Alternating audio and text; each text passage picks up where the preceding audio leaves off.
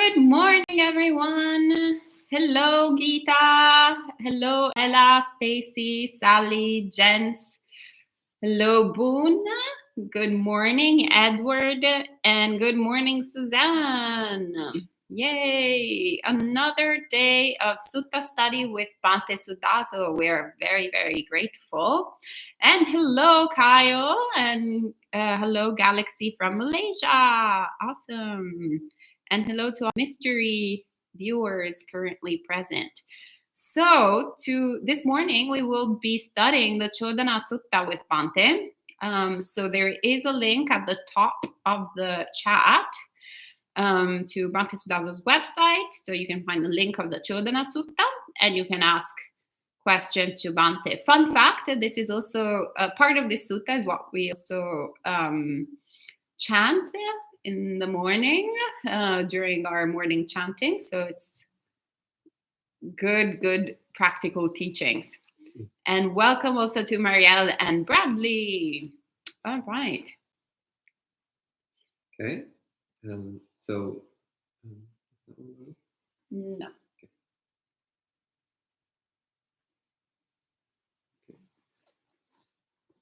We'll start with paying homage to the Buddha. Namo tassa bhagavato arahato samma sambuddhassa. Namo tassa bhagavato arahato samma sambuddhassa. Namo tassa bhagavato arahato samma sambuddhassa. Buddhang dhammang sanghang namassami. Good morning, friends. Welcome to another episode of Sutta Study. Are you excited? I'm excited, but that might be the espresso. But I think it's also because I dearly love the suttas and I love any opportunity to delve into the Buddha's words, as all of you should as well, because it is amazingly wonderful that we have access to the suttas. This is no small thing, no small thing. One of the reasons why Buddhism died out in India 1,000 years ago was because there were a series of invasions. And one of the main things that the invaders did were they burned all the Buddhist libraries. So this is why there's virtually no Buddhism in India for the past 1,000 years. Because the invaders burned the libraries and killed the monks. So there were no suttas. There were no suttas and no monks. Therefore, no Buddhism within a very short period of time. So having access to suttas and access to monks is an incredibly wonderful and valuable thing. Without suttas and without monks, there is no Buddhism. It dies out very quickly. So rejoice in your good karma. Your good deeds from the past, which have allowed you to have access to suttas and access to monks. So this morning we'll be looking at the Codanā Sutta, which is a sutta on the proper way to give admonishment, the proper way to give constructive criticism in a Buddhist context.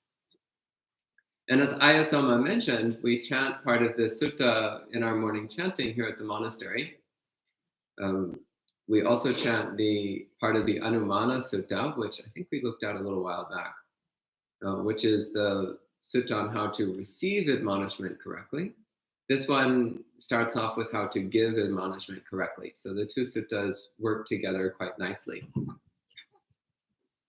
So as usual, I'll go ahead and read through the sutta, and periodically I'll explain a little bit about what's going on. And then at the end, we can have questions.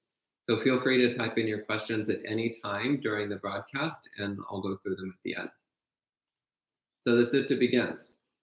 Venerable Sariputta addressed the monks.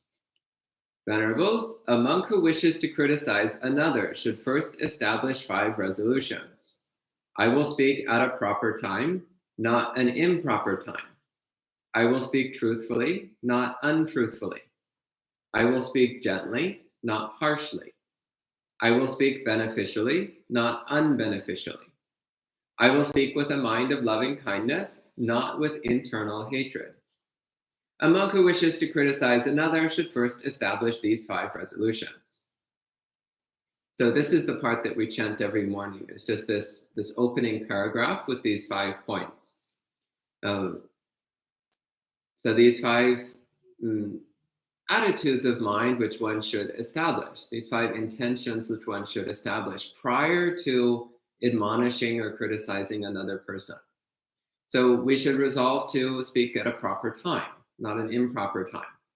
So a great example of an improper time is right before lunch. If you want things to go phenomenally badly, that's the time. So there was an interesting study they did a while back where they recorded the time of day and the severity of punishment inflicted by judges in a large number of court cases. And what they found was that right before lunch, judges would impose the harshest sentences. And right after lunch, they would impose the lightest, most lenient sentences. So this is very important. If you ever wind up going to court, which I hope doesn't happen to you, talk to your lawyer and try to make sure they schedule your case for right after lunch, not before lunch. Very important. But more, the point is that it's considering what is a time which is most likely to be useful for giving this criticism. So if somebody is really upset, that's probably not the best time. If someone's sad or confused, it's probably not the best time. If they're with a friend or group of friends who they might be embarrassed in front of, that's not the right time.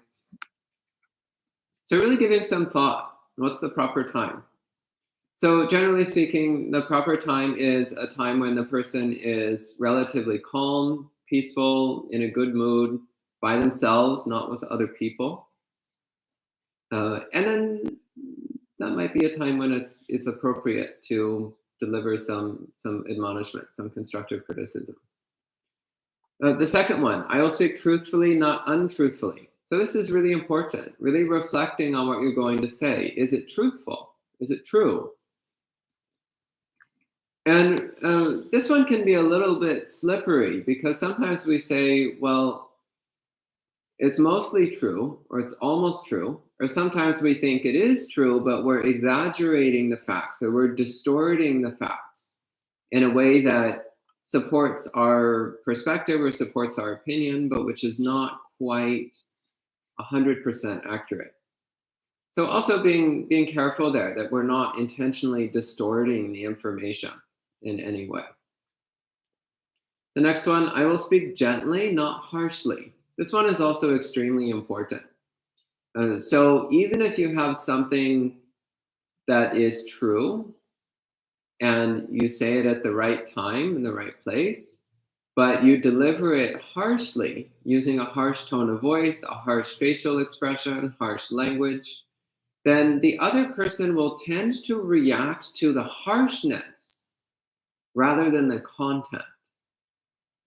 Whereas if you speak gently, then even if you're saying something that's not very nice to hear, the person is much more likely to receive it calmly. So it's a huge difference between someone saying like, how dare you, you should never have left a dirty sponge on the counter, and someone saying like, oh friend, I just wanted to say it would be really lovely if you would put the sponge back in the place where it belongs when you're done with it. Thank you, little cutie. That's much more likely to be effective. Or it might creep them out, who knows. But anyway, speaking gently is almost always the best option. And the fourth one, I will speak beneficially, not unbeneficially. So the Pali word here for beneficial is atta sanghita. So sanghita means connected, and atta means benefit. Atta, by the way, can also mean the goal of the spiritual life. So atta sometimes means enlightenment, full awakening. So atta sanghita, its more general sense is beneficial, something which brings benefit to the people involved. But sometimes it has this more exalted meaning of that which is connected with awakening, that which is connected with making progress on the spiritual path. So I will speak beneficially, not unbeneficially, means that you're saying what you're saying because you genuinely believe that it will help the people involved. And especially if you believe it will help them make progress towards awakening. And the fifth one, I will speak with a mind of loving kindness, not with internal hatred. So this is also an important one because sometimes we have something to say and it's true and it's the right time and it's beneficial, and maybe we're even trying to say it gently, but internally our motive is not one of loving kindness. Internally our state of mind is one of aversion. It's one of irritation or resentment, or hostility or cruelty, or any of this whole spectrum of aversive mind states. And again, that has a way of poisoning what we say. It has a way of tainting our message in a way which can be felt by the other person. Also, when we're aversive, then that tends to lead to us starting to lose touch with the other four. When the mind is full of aversion, then we're less likely to speak gently. There's a possibility that we might start distorting the facts to make it a little bit more unpleasant for the other person. We might say things which are not really beneficial, but we just say them because we're aversive and we want to dig in the knife a little bit more. So really watching for that. Actually, a great practice is anytime you're planning to admonish someone, do some loving kindness meditation first, even just for a few seconds. Just taking a few seconds just to stop, relax your body and mind, recite, may everyone be happy, may everyone be happy, may everyone be happy. It's really trying to sink back into that gentle, loving mind state before you go to deliver your admonishment. So this is the kind of like the critical piece of the sutta, is these first 5 resolutions. But the sutta goes on from there and gets into some interesting material. So I'll continue reading the sutta. Venerables, here I see a certain person became upset when they were criticized at the wrong time, not the right time. They became upset when they were criticized untruthfully, not truthfully. They became upset when they were criticized harshly, not gently. They became upset when they were criticized unbeneficially, not beneficially. They became upset when they were criticized with internal hatred, not with a mind of loving kindness. So this is the case where somebody is criticized, but they're criticized incorrectly. So the criticism was delivered in one or more of the 5 incorrect ways. So not in line with the 5 resolutions that we just spoke. And as a result, the person became upset, which is not particularly surprising. It's still not quite the proper response. The proper thing is to maintain equanimity. Whether someone is speaking in the proper way or not, we maintain equanimity. And we reflect, is there truth in the person's words? Is there actually some benefit in what they're saying? And if there is, then we should still try to amend our conduct. But either way, we should try to maintain equanimity even when spoken to incorrectly or at the wrong time or in the wrong way or falsely or any of that. So in the Sabbasava Sutta, the discourse on corruptions of mind, one of the things the Buddha talks about is enduring ill-spoken, unpleasant words.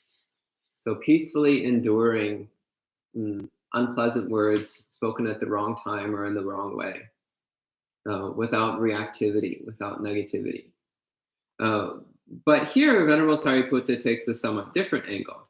He says, Venerables, that monk who was criticized improperly, so the word improperly here is adhamma, so not in line with the Dhamma. So that monk who is criticized improperly or criticized not in line with Dhamma, should be provided with non-remorse in 5 ways.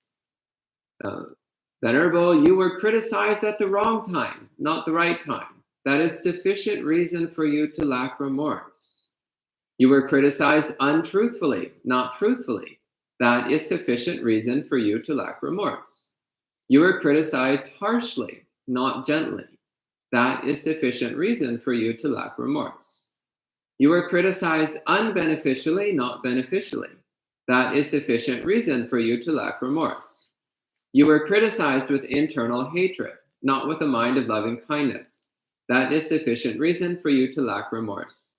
Venerable, that monk who was criticized improperly should be provided with non-remorse in these 5 ways.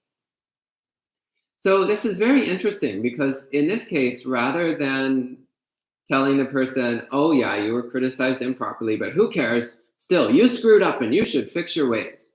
Instead, Sariputta is taking a very gentle, compassionate approach. It's acknowledging to the person, yeah, you were criticized improperly, and it really hurt, and it was really upsetting. And you're right, that wasn't the proper way for them to deliver this admonishment. So of course it was difficult for you to receive it. Oh, you poor little buddy. Don't worry about it so much. Don't be hard on yourself. It's okay. Sometimes people say things in the wrong way. Sometimes they say things that aren't true. But there's no reason for you to feel bad because the admonishment was delivered improperly. It was delivered in a way that's not in accordance with Dhamma. So you don't need to feel bad about it.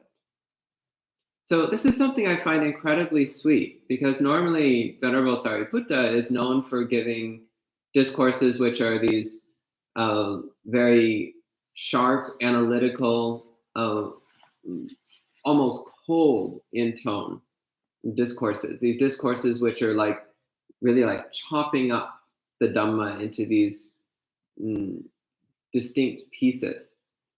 Like the Anupada Sutta, where he chops up jhana into several different distinct components of mind. So normally Sariputta has this kind of almost cold analytical flavor when he teaches. But here there's this real kind of sweetness that comes through.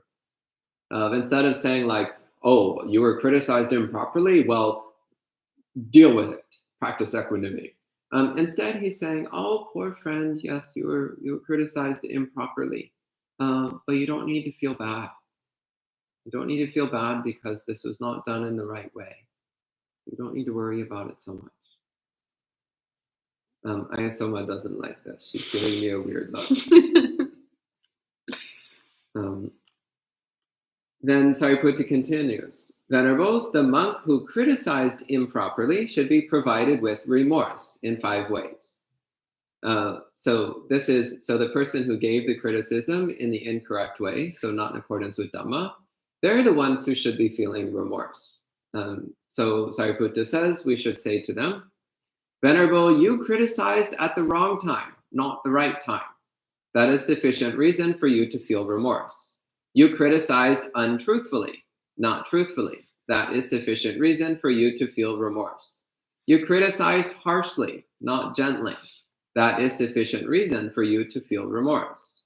You criticized unbeneficially, not beneficially. That is sufficient reason for you to feel remorse. You criticized with internal hatred, not with a mind of loving kindness. That is sufficient reason for you to feel remorse. Venerables, the monk who criticized improperly should be provided with remorse in these 5 ways. For what reason? So that another monk will not think to untruthfully criticize. Another way of translating that last line would be, let me pull up the Pali, so that one will not think to criticize a monk in this way, untruthfully.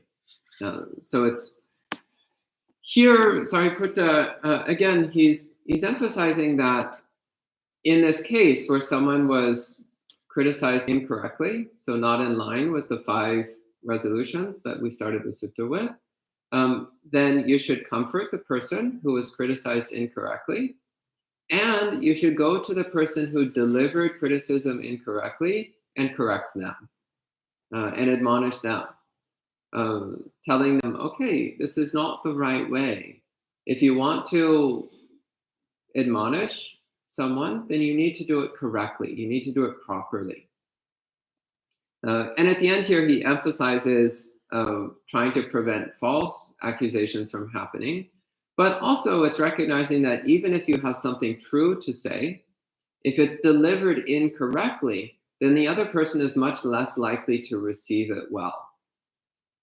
They might just feel hurt or offended or upset, and it'll be difficult for them to properly receive the message that you were trying to communicate. So there's a missed opportunity. When we criticize someone incorrectly, even if what we're saying is technically true, the odds of the other person receiving it well is much lower. So the effectiveness of that criticism is lost. So the opportunity to help somebody develop and progress on the path is diminished. It's a wasted opportunity. And instead, what it does is it fuels mutual resentment. It fuels a lack of openness and receptivity to each other. Again, Sariputta emphasizing here that the person who needs to be criticized in this case is the person who delivered an admonishment in the improper way. Then Sariputta gives a different case. He says, Venerables, here I see a certain person became upset when they were criticized at the right time, not the wrong time.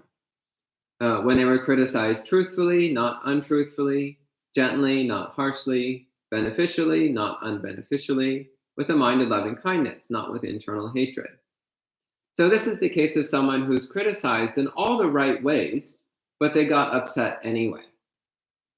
So usually this happens because the person doesn't like the content of the criticism. So you communicate to somebody something which actually is done properly. It's at the right time. It's true. It's done gently. It's helping them in their spiritual practice. You do it with a mind of loving kindness. But the person just really doesn't want to hear it. They're not interested. And so they get upset. It's like, well, how dare you accuse me of being aversive? Well, in that case, the person who's at fault here is the person who's receiving the criticism.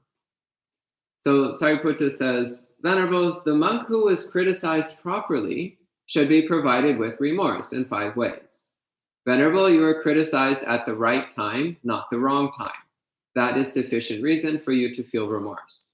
You are criticized truthfully, not untruthfully, gently, not harshly, beneficially, not unbeneficially, with a mind of loving kindness, not with internal hatred. That is sufficient reason for you to feel remorse. Venerables, that monk who is criticized properly should be provided with remorse in these 5 ways. So in this case, telling the person, friend, this actually was a proper admonishment. The person really did provide you with instruction in line with Dhamma. So it was true, it was beneficial, it was proper. Everything was done correctly. So it's not appropriate for you to get upset in this case. Rather, the proper thing to do is to reflect upon what was said to us and to try to integrate it into our practice. And optimally, to thank the person. So in the Dhammapada, the Buddha says, we should see someone who points out our faults as being like a guide to hidden treasure. So we should deeply value people who offer us constructive criticism in line with Dhamma, because they help us to see the next steps on our path. So it's not always easy to accept admonishment. In fact, it's very frequently difficult because our self-identity tends to be very much wrapped up in our defilements. But it's very important to be open to receiving admonishment, especially if it's been delivered in the proper way, if it's delivered in the right way. And Sariputta continues, Venerables, the monk who criticized properly should be provided with non-remorse in 5 ways. Venerable, you criticized at the right time, not the wrong time. That is sufficient reason for you to lack remorse. You criticize truthfully, not untruthfully, gently, not harshly, beneficially, not unbeneficially, with a mind of loving kindness, not with internal hatred. That is sufficient reason for you to lack remorse. Venerables, the monk who criticized properly should be provided with non-remorse in these 5 ways. For what reason? So that another monk will think to truthfully criticize. So this also is important. So again, we have the case of these 2 monks, and one of them criticizes the other in all the right ways, following the instructions perfectly. But the monk who's criticized gets upset. Maybe shares some harsh words or storms off angrily, or whatever way they manifest being upset. So then the person who delivered the admonishment, they might be less likely to deliver admonishment in the future. Or they might think that they did something wrong. They might feel bad about the fact that they just criticized that person since it didn't go over very well and now the person's upset. But that's not so good. In the suttas, elsewhere in the suttas, the Buddha says, growth in the Buddha sasana is through mutual admonishment, mutual instruction. In other words, if we want to make progress on the path, we need to be willing to correct each other's mistakes. We need to be willing to point out each other's shortcomings and help each other overcome those shortcomings. But that has to be done following these 5 resolutions. It has to be done gently, kindly, beneficially, truthfully, and at the right time. Otherwise, we make messes. Otherwise, bad things come about, and we weaken our capacity to help each other. And again, he's emphasizing here that it's very important to comfort the person who criticized correctly, because otherwise, it's less likely that constructive criticism will happen in the future. So we want to make it sure that we're always keeping the door open to support each other on the path. Then Sariputta says, Venerables, when a person is criticized, they should be established in 2 things, the truth and imperturbability. So in other words, one should have a clear knowledge of what's true and what's not true, whether the admonishment is true or not true. And one should be imperturbable. One should be unshakable. One should have firm, solid equanimity. So Sariputta says, Venerables, whether others criticize me at the right time or the wrong time, truthfully or untruthfully, gently or harshly, beneficially or unbeneficially, with a mind of loving kindness or with internal hatred, still I will be established in these 2 things, the truth and imperturbability. If I know this is present in me, then I say, it is present, it is found in me. If I know that is not present in me, then I say, it is not present, it is not found in me. So here Sariputta, he's pointing out that, once again, whether someone criticizes us correctly or not, so whether we're on the receiving end of gentleness or harshness, truthfulness or untruthfulness, loving kindness or hostility, at the right time or the wrong time, any of these 5 points, then we should establish ourselves in 2 things. 1, knowing the truth, what's actually the truth of the matter. Were we right or were we wrong? Were we doing what was in accordance with Dhamma or not? So knowing for ourselves the truth of the matter, being honest with ourselves. And 2, imperturbability, so non-reactivity, equanimity, keeping the mind very stable and peaceful and non-reactive when we're being criticized.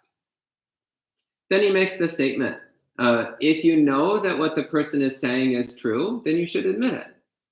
It's like, yes, you're correct. You're right. And if you know that what the person is saying is not true, then it's okay to say that as well. It's like, no, friend, I don't believe that's the way things are. No, friend, I don't believe that I have that particular fault. So again, this is coming from the place of truth. So being open to admonishment doesn't mean that you need to automatically agree with whatever admonishment is being given to you. if you're given an admonishment that's incorrect, it's okay to say at the right time, in the right place, in a gentle way. It's okay to say, no, friend, I don't think that's true. I don't think that's actually the case. I don't think I have that particular fault or that flaw. Or I don't think I did that particular misdeed. Then at this point in the sutta, someone makes a statement to Sariputta, and this person is not specifically identified in the discourse, but it appears to be the Buddha speaking for a few reasons. One is that the person speaks to Sariputta without using any title, which is very unusual for anybody other than the Buddha to address a monk, especially a highly respected one like Venerable Sariputta. It's very unusual for anyone other than the Buddha to address a monk without using a title. So normally you would never, ever, ever just call a monk by their name. You would always call them by the title with the name or just the title. Like you would never just say, hey, Soma.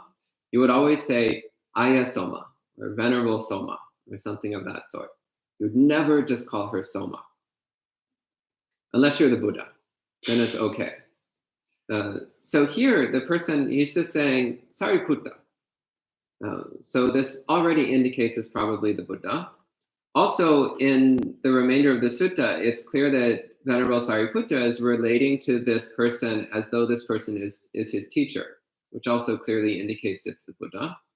Also, Sariputta is referring to him as Bhante, which indicates he's talking to another monk. And in the suttas, monks always would refer to each other using the proper respectful term. So the only exception is when a monk is speaking with the Buddha. Then the monk is using the respectful term and the Buddha is just using the person's name. So for all these reasons, it's pretty clear that this person who's now conversing with Sariputta is the Buddha. So the Buddha says, Sariputta, although you are saying this, there are still some empty people here who do not acquire respectfulness. So the word being translated as empty people is moga purisa, which we talked about a little bit in the monk chat yesterday. So moga purisa can also mean confused person or delusional person. Again, it indicates someone who doesn't quite understand. They're a little bit mixed up and confused.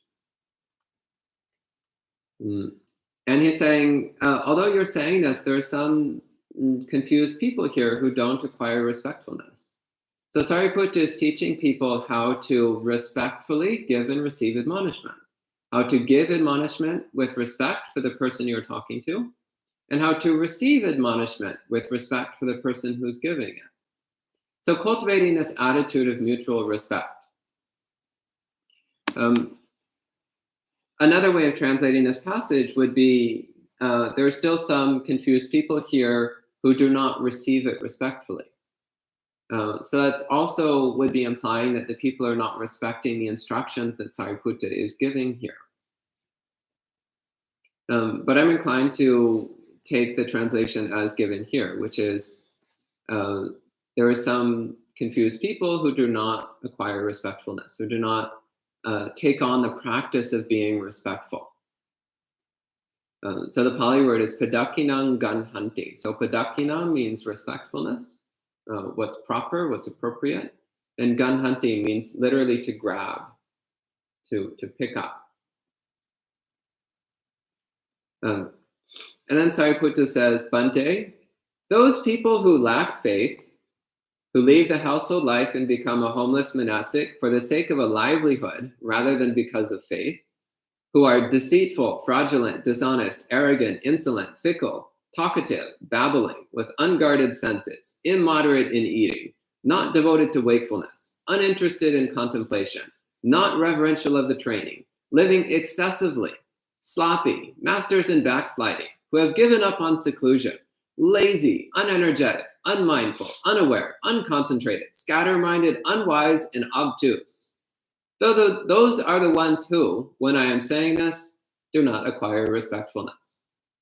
However, Bhante, those good people who leave the household life and become a homeless monastic because of faith, who are not deceitful, not fraudulent, who are honest, not arrogant, not insolent, not fickle, not talkative, not babbling, with guarded senses, moderate in eating, devoted to wakefulness, interested in contemplation, reverential of the training, not living excessively, not sloppy, who have given up on backsliding, who are masters of seclusion, energetic, self-directed, mindful, aware, concentrated, with unified minds, wise, and not obtuse. Those are the ones who, when I am saying this, acquire respectfulness. In other words, Sariputta is saying that the sort of people who are not interested in taking on these instructions are the people who are not particularly interested in the spiritual life in the first place.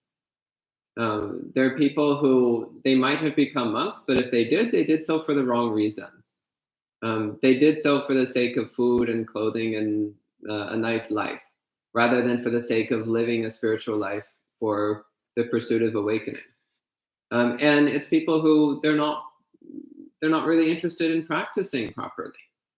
They're saying that the sort of people who are not interested in becoming respectful and learning how to admonish correctly, they're the sorts of people who are not interested in the spiritual life in the first place. Whereas people who are sincerely interested in the spiritual life, naturally, they will take on these instructions and they will do what they can to develop a respectful attitude towards each other. And then the Buddha says, Sariputta, those people who lack faith, and he goes through the list of all the unwholesome qualities, let them be. I find this really adorable. Instead of saying like, go out there and harshly criticize them, the Buddha just says, let them be. Don't bother them. Let them live their own lives. If they don't want to practice, well, that's their choice. You can't force them. I find this really adorable. Let them be. But then he says, Sariputta, those good people who leave the household life and become a homeless monastic because of faith, who are not deceitful, etc., through the whole list. He says, Sariputta, those are the ones you should speak to. Sariputta, advise your fellow practitioners. Sariputta, instruct your fellow practitioners, thinking, I will help them emerge from bad things and establish them in good things. Sariputta, this is how you are to train yourself. So here again, the Buddha is emphasizing when there is someone who is sincerely interested in the spiritual life, then we should think, how can I help them? How can I support them? What can I do that will sustain and uphold and nourish their practice? How can I help out?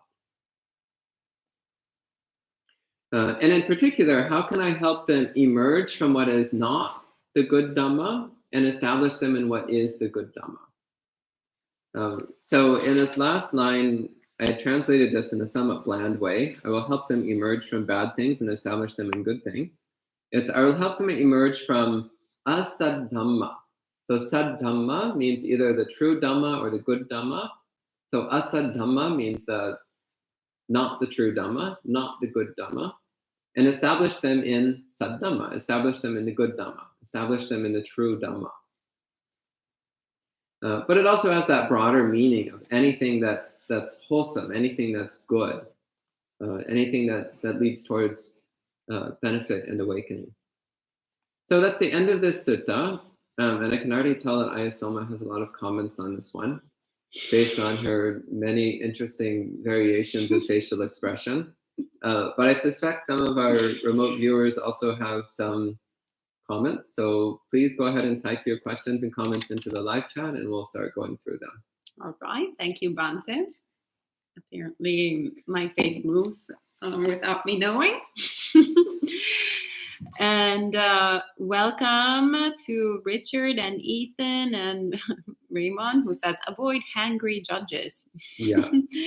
And hello, Victoria and other friends.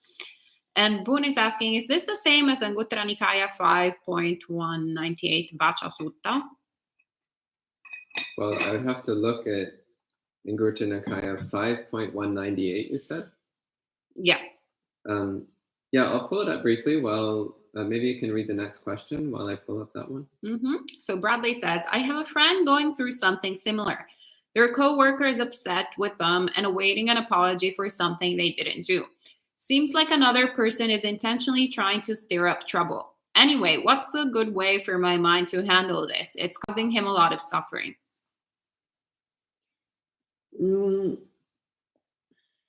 Well, actually, the instructions that Sariputta gives here. So establish them in non-remorse by telling them, yeah, the person they're speaking at the wrong time. They're not speaking truthfully. They're speaking harshly. They're not doing it beneficially. They're not doing it out of loving kindness. They're doing it out of hostility and aversion. So there's no need for you to feel bad. Like this person is clearly coming at it from completely the wrong angle. They're clearly not handling the situation properly. So you don't need to feel bad about it. But there might be a good reason then for the person to try to seek a third-party mediator, someone who can mediate the conflict between the two people. It should also be, if no resolution is in sight, it should also be brought to the attention of people higher up in the company or the organization, other people who might be able to resolve the situation. Okay. And Sally says, thanks, Bhante. The original Pali word for respectfulness has meaning of grab, pick up. Bhante, I didn't understand how respect related to grab and pick up. Oh, 1 sec. I just want to go back to the question about Anguttara Nikaya 5.198. So I'm looking at it now. And yes, it's exactly the same list of 5 qualities. So here the Buddha is saying a statement made with 5 factors is well spoken and blameless. What 5? It's spoken at the right time, it's truthful, it's gentle, it's beneficial, and it's done with a mind of loving kindness. So yeah, it's the same list of 5. Yeah. Anyway, going back to... Sally says, thanks, Bhante. The original Pali word for respectfulness has meaning of grab, pick up. I don't understand how respect related to grab and pick up. No, the Pali word for respectfulness in this case is padakina. So padakina means respectfulness or proper or appropriate, that which is appropriate and respectful. And ganhati means to grab, to pick up. So it's picking up respectfulness, taking up what's appropriate. That's what it means here. Okay. That's it. Oh, that's it. Okay, so For what now. are your questions, I assume? Well, my impression of this sutta, for example, is that when we go through a list of someone being legitimized not to feel remorse because they are not criticized, because they've been criticized at the right time, etc., of the whole list, that all of that seems about dealing not necessarily in a universal way, but rather in specifically in the community of monastics, because he's talking to a group of monastics and a monk that is living within the community. And then afterwards, in fact, then he emphasizes that when a person is criticized, they should be established in truth and imperturbability, and always have the attitude of equanimity, whether they're criticized at the right time or not at the right time, etc., etc. The other thing is being established in truth. I have a little bit of in the sense that the majority of our experience is marked by delusion. Hence, we are not in touch with the truth. So if we rush too quickly in acknowledging something as untruthful, we might be actually losing a great opportunity for really looking at the admonishment and actually checking and really contemplating whether or not it matches our experience. Because you, for example, can say, well, Ayasoma, you are, I don't know, obsessed with food. And I'm like, no, that's not true. That's really not true. I could care less about food. So that is quote unquote my truth, but it's not really connected with truth. So how do you suggest a skillful way to look at that? Yeah, well, thank you for bringing that forward, because that is, again, that's emphasizing a critical difference between the truth and my truth. Because my truth is quite often heavily distorted by our delusions and misperceptions and how we like to think about ourselves rather than the way we actually are. So Sariputta here, he doesn't say you should be established in two things, your truth and imperturbability. He says you should be established in the truth, the way things actually are. So yeah, you're completely correct. When we're admonished, we should really deeply, carefully examine ourselves, trying to set aside all bias, trying to set aside all partiality, really carefully examine, is this true? Is there any truth in what the person is saying? So really deeply examining yourself. And if you find that as you deeply examine yourself, that yeah, the person actually is right to some degree, then you should be willing to admit it, at least to yourself, be willing to admit it. And if it makes sense, if it's proper to the situation, you could admit it to the other person as well. But this process may not happen instantly. It might take a few days or a few weeks or longer even. So it's not like someone says, you are such and such, and then you immediately reply, yes, I am, or no, I'm not. Sometimes it's like, oh, thank you for saying that. I will contemplate on that and try to come to a better understanding of what's going on in my heart. Try to come to a better understanding of how to practice the Dhamma. I value your input and I will consider your words deeply. Then reflect on it. And if you find that the person is actually correct, then be willing to admit that they're correct. But if you reflect deeply on it and you're like, actually, no, this person didn't get it quite right, then also being willing to say, well, actually, no, I don't believe that's the case. I don't believe that the criticism you offered was true. And this is why. This is why I'm seeing things differently. But yeah, often it's not the right time to give that response immediately. Often it's good to stop and reflect for a little while and really deeply consider it and see if we've got some kind of unexamined bias that's preventing us from clearly seeing what's actually going on in us. And getting back to the, see, I'm co-opting the live chat. Coming back to the sort of reflection of people, genuine practitioners living together, whether they're monastics, like in this sutta, or people committed to following the path, versus people who are lack of faith. So for example, my interpretation is that when the Buddha says, actually what Jessica is quoting, those who lack faith, let them be.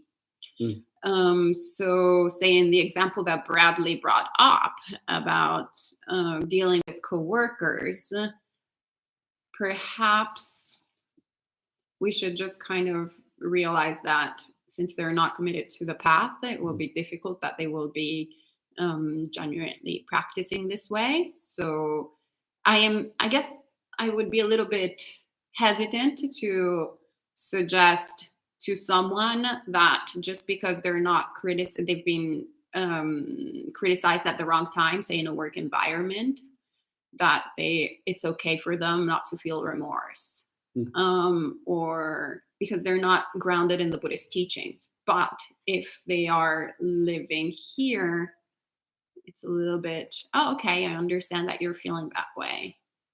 Or I guess you could do it in both situations. I don't know. I'm like more brainstorming out loud. What are your thoughts? Yeah, I can see that perspective, because the Buddha does make this distinction between, again, the people who are sincerely interested in spiritual self-development, then those are the people that we should speak to, that we should gently correct and support.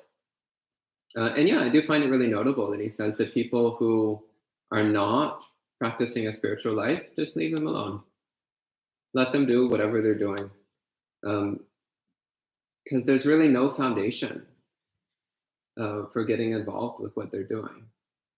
However, it is a bit different when you're, for example, dealing with coworkers or dealing with family. When you're dealing with people who do have a strong effect on you and you do have an effect on them, and you can't avoid them particularly well. So you do have to interact with a certain number of non-spiritual people. And so we can, to some degree, take these instructions and carefully apply them to those situations, recognizing that they're not going to be a perfect fit. Because again, as you were pointing out, these instructions are aimed particularly at people living in Buddhist spiritual communities, especially monastics, but also lay people living at the monastery would be included in this. People who are sincerely interested in the training and who are living a spiritual life together. That's what this sutta is mostly aimed at.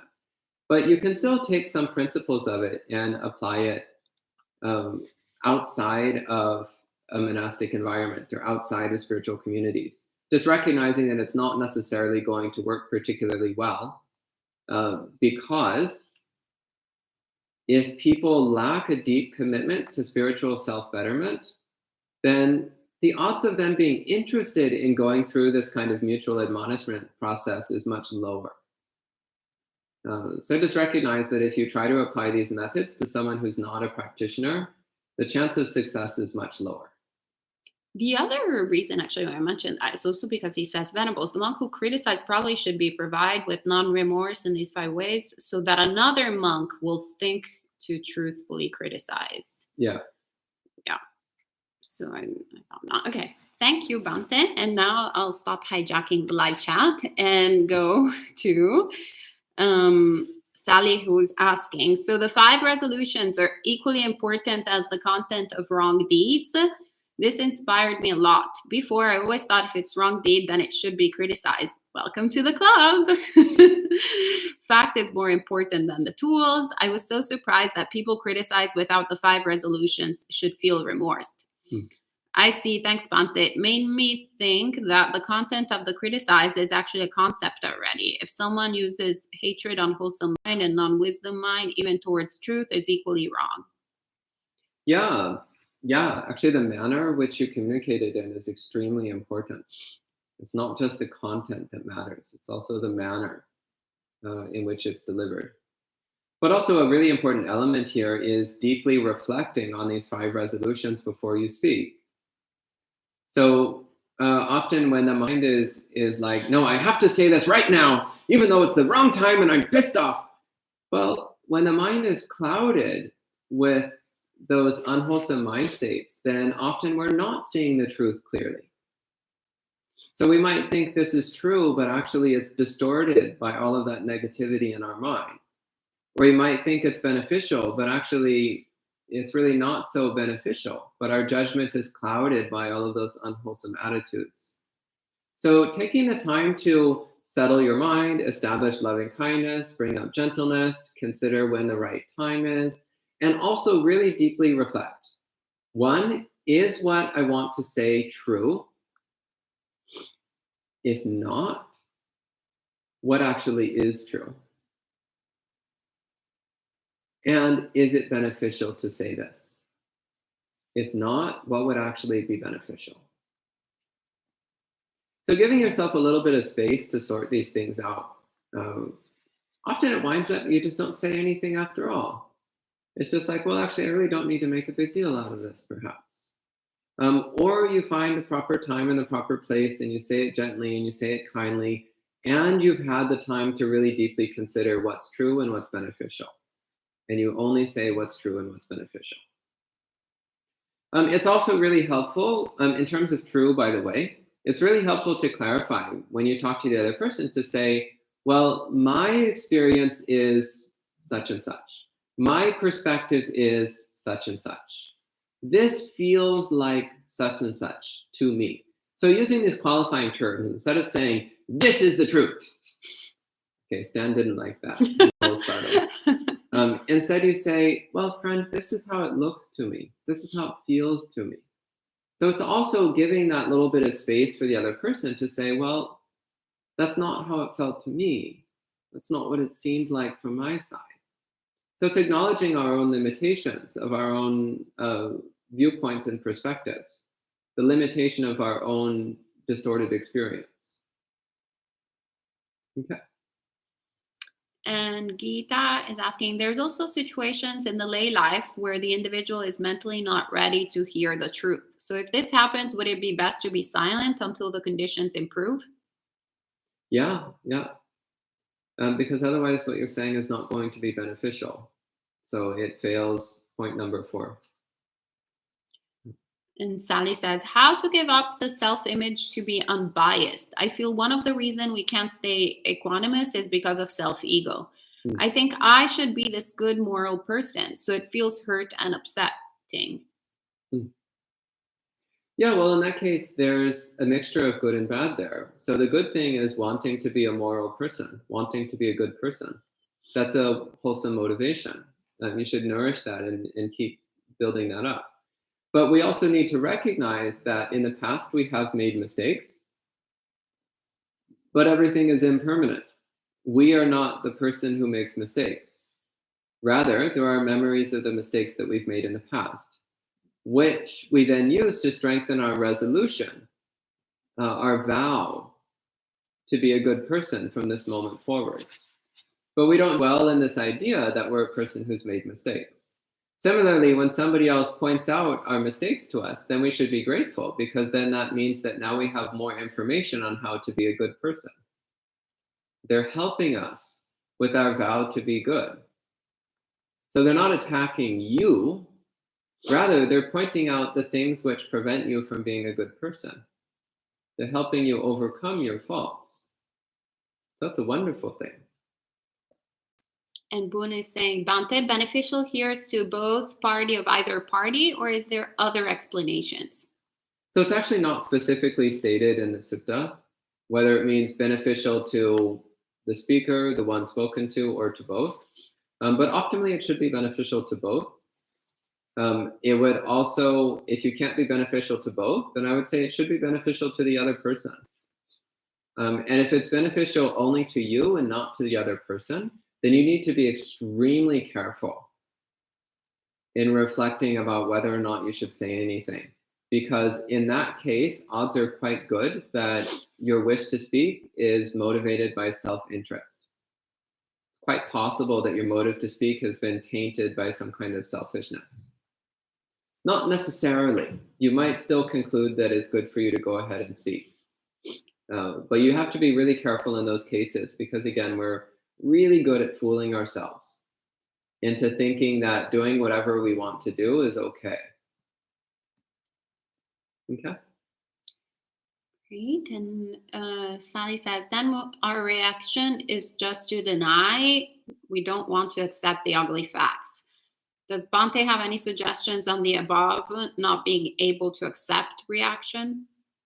Well, again, recognize that the mistakes you've made in the past are not you. They don't define you. They're just mistakes that were made in the past, but they're not you. So don't identify as them. So when someone says, Sally, you spoke harshly yesterday, that was really inappropriate, you should be more gentle.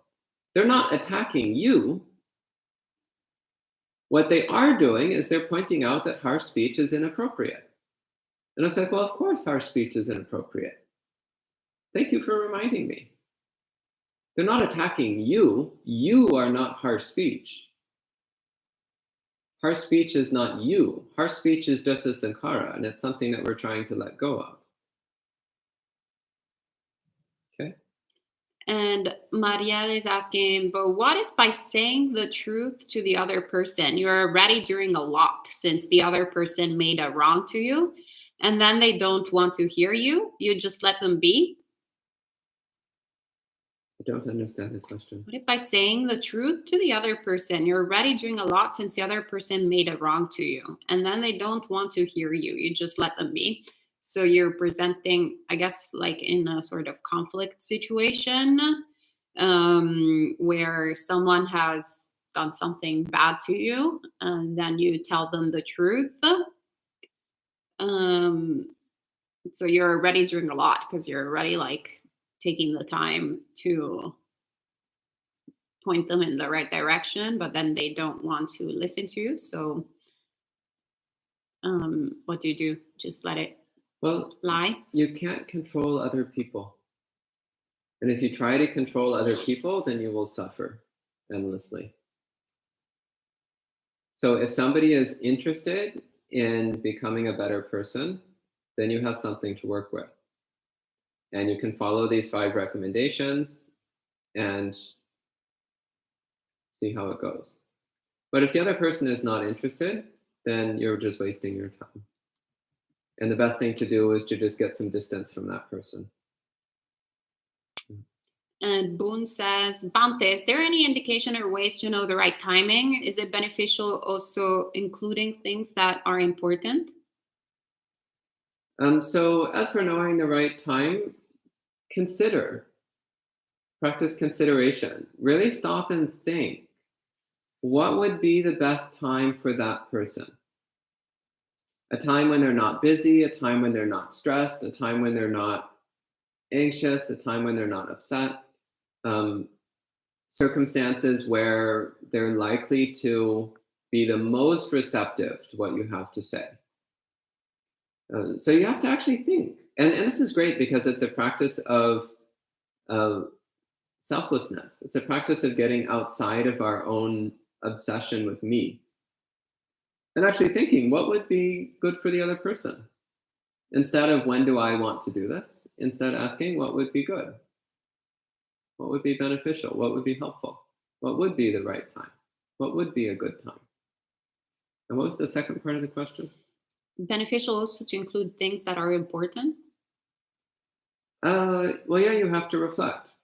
Is it worth, if you want to include some more information, then you have to reflect. Is this actually beneficial to include? Sometimes adding in extra information just confuses things.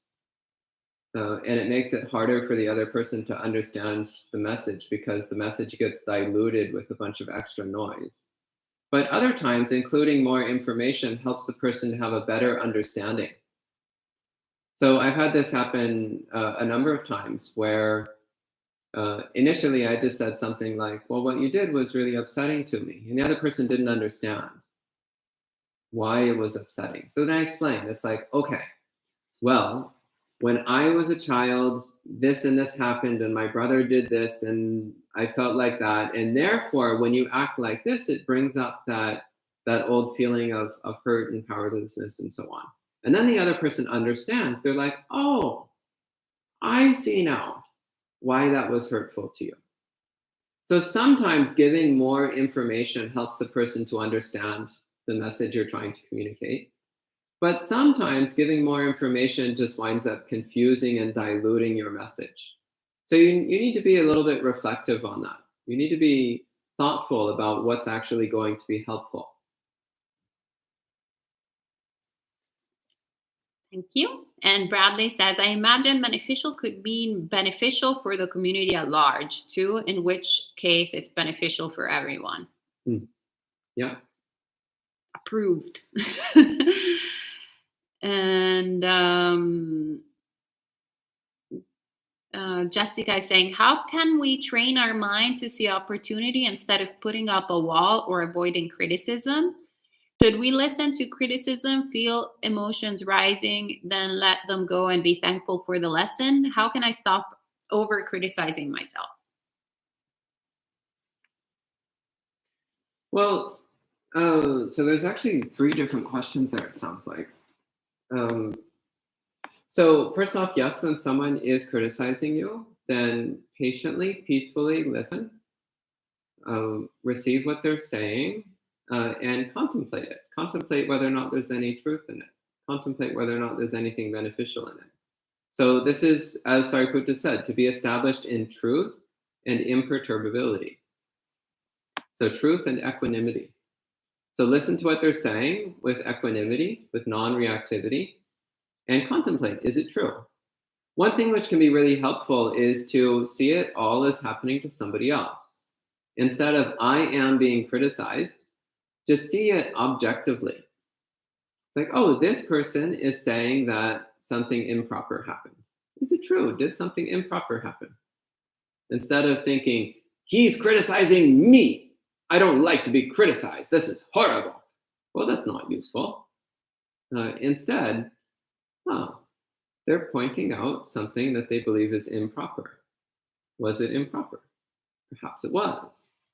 So examining from the perspective of truth and imperturbability, these 2 points. Can you read the rest of the question? Again, there were, I think, 3 different questions there. So how can we train our mind to see opportunity instead of putting up a wall or avoiding criticism? Should we listen to criticism, feel emotions arising, then let them go and be thankful for the lesson? How can I stop over criticizing myself? Yeah, so when somebody criticizes you, they're giving you the opportunity to see your mind from an outside perspective, to see your actions from an outside perspective. It's very helpful. So there is an opportunity to get more understanding of yourself in that way. They're also sharing with you their own experience, which will help you learn how to be more compassionate. It'll help you learn how to be more thoughtful and more considerate. That's also helpful. And it will also teach you how to practice equanimity in challenging situations. So there's a wonderful opportunity there. That said, it's really difficult. Properly receiving criticism is extremely difficult because we tend to get so defensive and self-absorbed very easily. So it's quite challenging practice. So also be forgiving and gentle with yourself because you're probably going to screw this up 99% of the time, as most of us do. As for how to not get caught in self-criticism, well, again, truth and imperturbability. Being honest. Are there faults here? If so, I should try to fix them. But recognizing the faults are not me. Just as nothing in the entire world is me. These faults are not me. They're just faults. And if they're faults, they should be removed. It's kind of like if you get some vegetables from the farm, and when you get things directly from the farm, they're often not particularly well washed. So you get some nice spinach, and the spinach is, it's got dirt on it. Like it's mixed in with a lot of grains of soil and maybe even little pebbles. And then you're like, horrible, this spinach is terrible, and you just throw it all in the compost. Well, it'd be ridiculous. There's nothing wrong with the spinach. What you do is you identify that there's dirt on the spinach, and you need to wash off the dirt. The dirt is not the spinach. You wash away the dirt. So somebody's pointing out that there are these flaws. Well, the flaws are not you. It's just dirt that needs to be washed away. So you are not being criticized because you are not your faults. You are not those flaws. Those flaws are just dirt that needs to be washed away. That's all. And Elaine has long question. So she says, my aunt, whom I was very close with, has led me to the curb like a used up tea bag. After months of examining my behavior in speech and sincerely believe I did not misspeak. Her speech is harsh and cruel. Ayasoma, she is 100% Sicilian. So that might give you a flavor of the tone and quality of her communication. So I asked her why she was giving me the cold shoulder. She said that if she wanted to be psychoanalyzed, she would call a shrink. Sorry. Find it a little amusing. This was her response after I told her much I live her and how, I guess I love her maybe, and how the rejection is a D wanted to get on better ground with her, and she stopped communicating with me, and then the shrink thing. Question, should I reproach her and try again? I so want to send her the Buddha's 5 rules to speak wisely. So I think I'll leave this question for Ayasoma to answer because she's Italian and probably understands Italian communication a bit better than I do. Hey, but you were good at dealing with Italians, so how about we both reply? You reply first. I have slowly started to learn over the past 4 years how to communicate with Italians. So what have you learned? I think you should share your wisdom.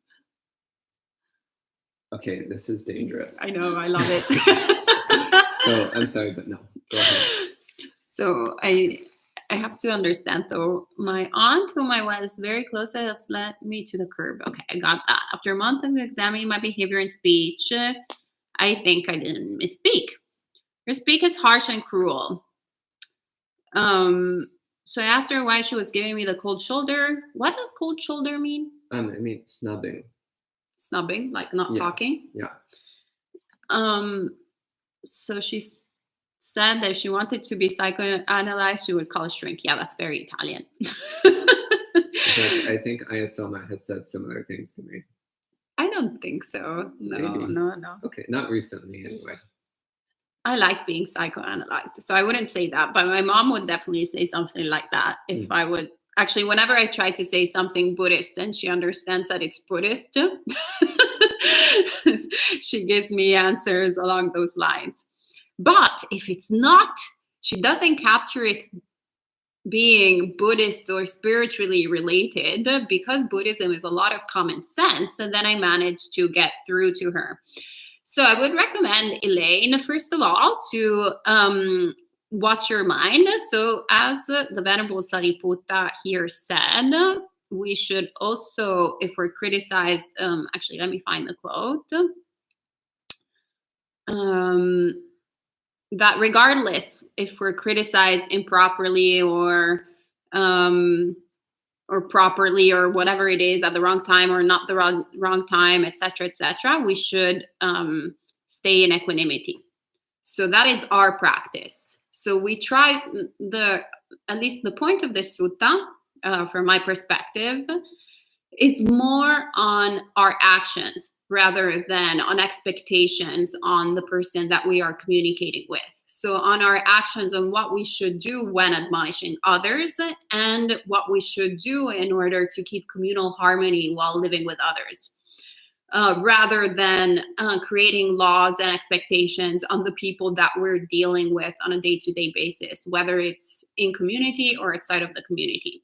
So when it comes to immediate family, this is even more so, especially if we're not born Buddhist. So it's very likely that our immediate family won't have much of a grounding in Buddhism. So what we can do is lead by example. So really try and practice ourselves the teachings of the Buddha, and that will, by osmosis, start shifting the attitude of our immediate family, of our immediate friends, and so on. And with your, was it your grandmother, your aunt? Well, clearly, also that particular culture is very practical. Italian culture is very practical, even though we have Christianity can be very mystical and can have a lot of different quirky things too. It's extremely practical, and people are quite street smart. So if they're not interested in Buddhism, like my parents are not interested in Buddhism, if they'll suspect that I'm trying to brainwash them, they will take them as brainwashing. But if I just communicate things that are Buddhist, once again, without saying, "Oh, the Buddha said this, and you should be taking the precepts. Hey, let me send you this sutta," they'll go, "Yeah, you can keep it for yourself, you crazy lunatic with a shaved head, wearing rags." They will not accept that. But if you talk about it just as common sense, then they will be more receptive. But the most they will be receptive to is your actions, your behavior. And if they'll see that you act like a kind person, that you will, for example, admonish your aunt with a mind of loving kindness, not with malice, then she will be more open to listening to that behavior, to whatever you have to say. Thank you, Aya. That's really excellent advice. One other thing I would say again, Elaine, I think you're American, yes? So speaking as an American who has developed a lot of experience in communicating with an Italian, from our perspective, Italians tend to be prone to massive over-exaggeration, especially when communicating emotions. So also recognize that what you may be perceiving as excessively over-the-top harshness from her aunt is just the way that Italians talk about their feelings. So recognize that. It might not actually be as extreme as it seems to you, just because that's how they talk. It's true. We like it better out than in. And better out as loud and intensely as possible. Well, so in English, we have this expression, making a mountain out of a molehill. Well, let's just say that communication with Italians has a lot of mountains. Well, better than ice, ice, glacial. Anyway, so then Sally asks, seems like if we could have more lectures on how to just wash the dirt from spinach, it will be great. Yes, coming soon. More and more good stuff. And Anna says, thank you very much. It feels very recomforting to be in the presence of a good teacher we can have confidence in and therefore ready to be criticized when needed. I'm happy to be here, therefore. And Raymond says, as long as we have compassion and understanding when we hear speech, wholesome or unwholesome, we will perceive the root of it. For example, aversion, and be compassionate to the other people's suffering. You guys are so great. True. So we've come to the end of this morning's Sutta study. Thank you so much for joining in with fire and ice. Sadhu, sadhu, sadhu. Thank you, Bhante, for tirelessly teaching. See, Bhante always displays the good qualities of a good man. So we're very grateful that he teaches us the Dhamma every day. So we'll be meeting again this evening at 7:30 p.m. I don't remember if it's my turn or Bhante's turn to share the Dhamma. Well, it should be your turn. Okay, well, apparently you'll get me. And Jessica says, may we all be clean organic produce and may the world benefit. Yes. That's very true. Yeah.